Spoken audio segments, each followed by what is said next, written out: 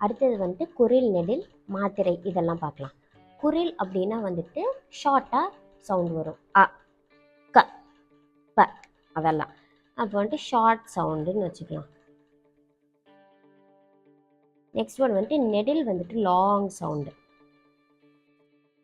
Long சவுண்ட்னா கா மா ஆ அதெல்லாம் வந்துட்டு நெடில். இப்போ நெடில்னா நீண்டு ஒலிக்கும், குரில்னா வந்துட்டு குறுகி ஒலிக்கும். அதான்.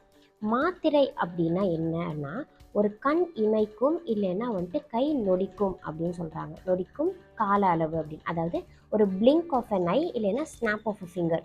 ஸோ அந்த ஒரு செகண்ட் அந்த ஸ்னாப் பண்ணுறதுக்கு உங்களுக்கு எவ்வளோ டைம் தேவைப்படுதோ அதுதான் ஒரு மாத்திரை, அதுக்கான அளவு அப்படின்றாங்க. இந்த மாத்திரை அளவுன்றது வந்துட்டு எதுக்கு பயன்படுத்துகிறோம், இல்லை எதுக்காக இது இந்த இடத்துல பார்க்குறோம் அப்படின்னா, இது வந்துட்டு ஒரு எழுத்தை வந்துட்டு நீங்கள் சொல்லக்கூடிய காலத்தை வந்துட்டு குறிக்குது. இப்போ வந்துட்டு நம்ம குறில் எழுத்து எடுத்துக்கிட்டோம் அப்படின்னா க ங அதெல்லாம் எடுத்துக்கிட்டிங்க, ப அதெல்லாம் பார்த்தீங்கன்னா அதுக்கு வந்துட்டு ஒரு மாத்திரை தான். அதாவது ஒரு மாத்திரை அப்படின்னா ஒரு கை நொடிக்கும் அந்த நொடி தான் வந்துட்டு இதை வந்துட்டு ப்ரொனவுன்ஸ் பண்ணுறதுக்கு நமக்கு தேவைப்படுற டைம்.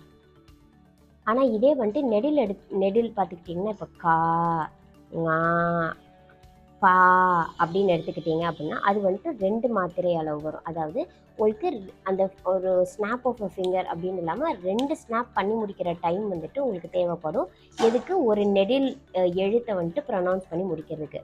ஸோ அதுதான் வந்துட்டு மாத்திரை. இதே மெய் எழுத்து பார்த்தீங்கன்னா உங்களுக்கு வந்துட்டு வெறும் அரை மாத்திரை, அதாவது ஒரு ஸ்னாப் ஆஃப் ஃபிங்கர் கூட இல்லை, ஹாஃப் ஸ்னாப், பாதி முடிக்கிறதுக்குள்ளேயே நீங்கள் சொல்லி முடிச்சிடுவீங்க. இதே வந்துட்டு ஆயுத எழுத்து பார்த்துக்கிட்டிங்கன்னா ஆயுத எழுத்துக்குமே வந்துட்டு உங்களுக்கு அரை மாத்திரை தான் வருது.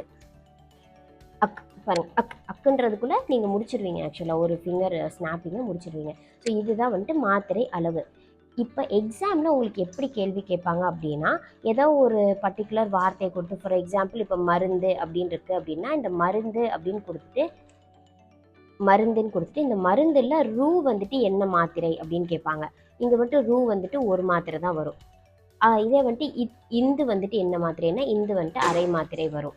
ஸோ இந்த மாதிரி வந்துட்டு கேள்விகள் கேட்பாங்க. அதுக்கப்புறம் இந்த கண் இமைக்கும் நொடி இதுவும் வந்துட்டு கேட்கறதுக்கான வாய்ப்புகள் இருக்குது.